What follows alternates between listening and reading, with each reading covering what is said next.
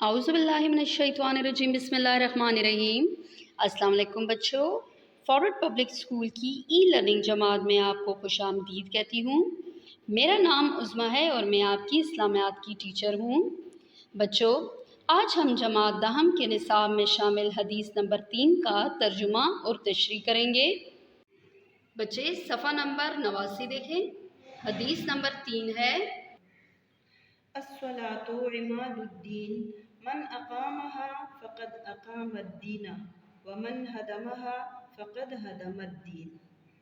तर्जुमा है, नमाज दीन का सतून है, जिसने इसे कायम किया इसने गोया दीन को कायम किया, और जिसने इसे ढाया उसने गोया दीन को ढाया। तशरीह है बच्चे। तशरीह शुरू करने से पहले बच्चे मैं आपको बता दूं कि आपने मुश्किल अल्फाज के मानी जो मैं बोल रही हूँ अपने पास किताब में अंडरलाइन करने हैं। इस हदीस में दीन को एक इमारत से तशबीह दी गई है। तशबीह का मानी है मुशाबहत, जिसका सतून नमाज है। जिसने इस सतून को कायम रखा इसने गोया दीन की इमारत को कायम रखा, और जिसने सतून को गिरा दिया उसने दीन की इमारत को ज़मीन बोस कर दिया। इससे नमाज की अहमियत वाज़ेह हो जाती है। तो बच्चों, नमाज दीन का सतून कहने से दीन में नमाज की अहमियत वाज़ेह हो जाती है। सतून का मतलब है सहारा देने वाला। जैसे कोई भी इमारत दीवारों या सतूनों की वजह से कायम रहती है, यानी इस्लाम की इमारत 5 अरकान यानी सतूनों पर खड़ी है। कलमा, नमाज, रोज़ा, ज़कात और हज, ये इस्लाम के 5 सतून हैं, और नमाज इनमें एक मरकज़ी सतून है जिसके साथ दूसरे सतून और दीवारें मुंसलिक हैं। अगर ये सतून गिरता है तो सब गिर जाते हैं। बच्चों, हर मुसलमान के लिए रोज़ाना 5 मरतबा ईमान के इम्तहान का मौका आता है। मुअज़्ज़न उसे नमाज और फलाह की तरफ बुलाता है। फलाह का मानी भलाई या नेकी। अगर वो पुकार पर लब्बैक कहता है तो गोया वो अपने ईमान की सदाकत का सबूत पेश करता है। नमाज ही वो अमल है जिसके ज़रिए इसका अल्लाह से ताल्लुक़ और राब्ता कायम रहता है। तर्क नमाज से ये ताल्लुक़ कमज़ोर हो जाता है। तर्क का मानी बच्चे छोड़ना।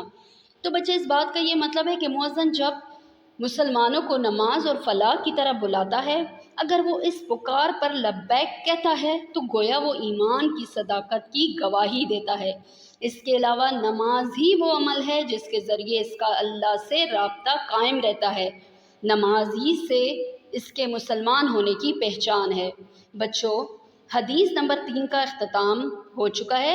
उम्मीद करती हूँ कि आपको हदीस नंबर 3 की समझ आ गई होगी। अब हम हदीस नंबर 4 पर आते हैं। बच्चे, हदीस नंबर 4 है, अन अबी हुरैरता अन्ना रसूलुल्लाह काला इज़ा कुल्ता लिसाहिबिका यौमल जुम्मते अंसितो वल इमामो यख्तबो फ़क़त लहौता।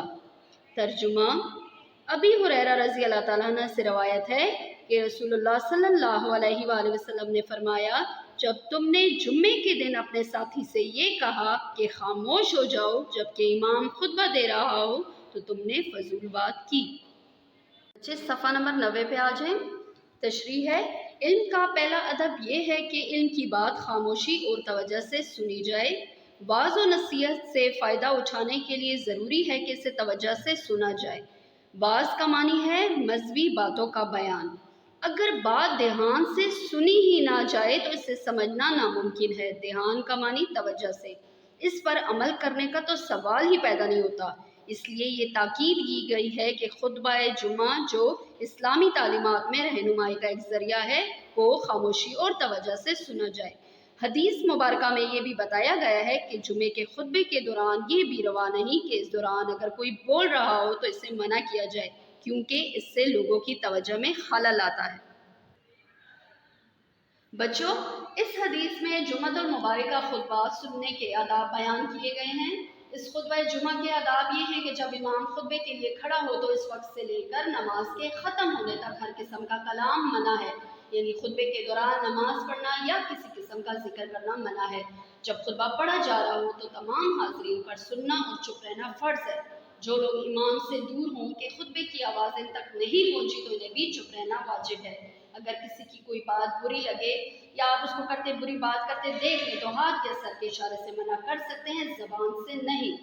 بچوں، اس حدیث میں نماز جمعہ کے خطبے کی فضیلت بیان کی گئی ہے کہ جب خطبہ دیا جا رہا ہو تو پوری خاموشی سے سنا جائے، کیونکہ خطیب وقت اور موقع کی مناسبت سے اہم بات کر رہا ہوتا ہے، اس میں معمولی سی رکاوٹ بھی نہیں پڑنی چاہیے۔